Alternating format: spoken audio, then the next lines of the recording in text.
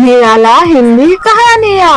Hello दोस्तों, आप देख रहे हैं निराला हिंदी कहानियाँ। अगर आप सबको मेरी ये कहानी अच्छा लगी तो लाइक शेयर कमेंट करना ना भूलें और ऐसे ही नई कहानियाँ आगे देखने के लिए इस चैनल को सब्सक्राइब करना ना भूलें।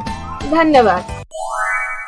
फिर से थैंक यू पापा जी, आपने सही वक्त पर माँ जी को खाने में नमक मिलाते देख लिया और मुझे बता दिया, वरना आज तो। हाँ, मैं इस पर अब नजर रखा हुआ था। फिर तुमने जल्दी से ये खाना फेंक कर दोबारा खाना बनाकर परोसा और किसी को पता भी नहीं चला। हाँ पापा जी, और ये सब आपके हेल्प की वजह से इतना बड़ा प्रॉब्लम सॉल्व हो पाया आज। यह तो मेरा फर्ज था बेटी। अब बेटी माना है तो हेल्प तो करना ही पड़ेगा ना।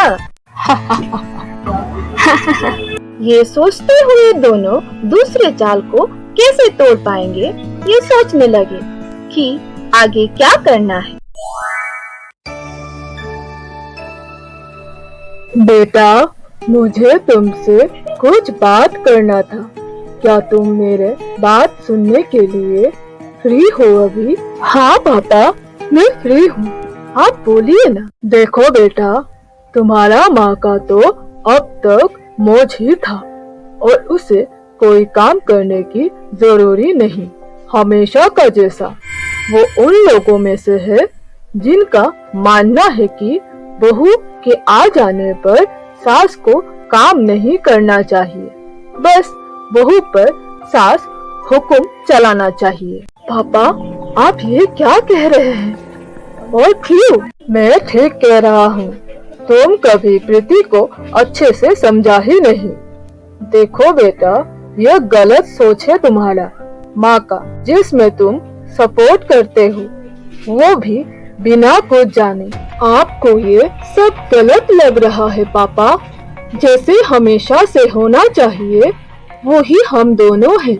इसमें गलत क्या है? अच्छा, सास को बहू की लगाम अपने हाथ में रखनी चाहिए, उसे बिल्कुल भी ढील नहीं देनी चाहिए, वरना वो हाथ से निकल जाएगी। ये सोच पता नहीं समाज की कैसी मानसिकता है। अगर समाज का यही नियम है तो कुछ सोच कर ही रखा होगा ना पापा। ऐसे भी हम कौन होते हैं इस नियम को बदलने वाले? जो जैसा है चलने दीजिए। अच्छा तो बेटा, एक बात बता, जब एक माँ अपने बेटे और बेटी को बड़ा प्यार से खाना बनाकर खिलाती है और सोचती है कि जब बहू आएगी तो वो उसका और उसके बेटे बेटी का लिए भी खाना बनाएगी, सारा काम करेगी, जैसे कि वो अब कर रही है, तो मैंने ठीक कहा ना बेटा? तो इसमें क्या गलत है पापा? ये तो सही है, पर क्यों? अगर बहू के जगह तुम्हारी बहन होती तो भी क्या तुम यही कहते? नहीं ना।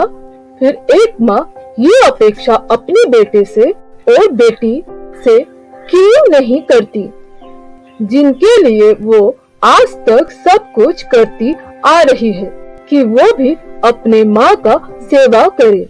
क्यों ये सब सिर्फ बहू के कर्तव्य बन जाती है, जबकि सास ने अपनी बहू के लिए ऐसा कुछ नहीं किया जिससे वो उनसे अपना जुड़ाव महसूस करे? हाँ पापा, आपने ठीक कहा।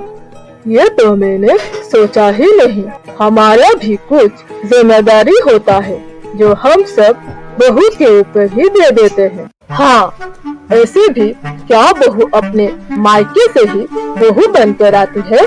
सब क्यों नहीं सोचते कि बहू भी अब तक बेटी ही बनकर रही थी, उसे भी वही प्यार मिला है जो हमने अपने बेटी को दिया है, तो फिर वो एकदम से शादी होते ही बेटी से बहू कैसे बन सकती है? नए लोग, नए घर को समझने के लिए समय लगता है, ये हमें समझना होगा बेटा, और तुम्हारे माँ को भी। थैंक यू पापा, मुझे आज ये सब समझाने के लिए।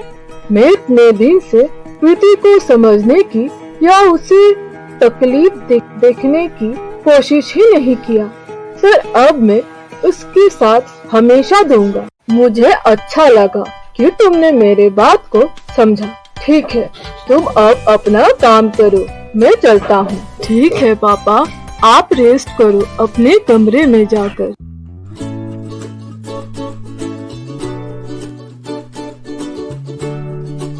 बेटे को तो समझा दिया, शायद अब बहू का थोड़ा मदद हो जाए, आगे जो भी मुसीबत आने वाली है।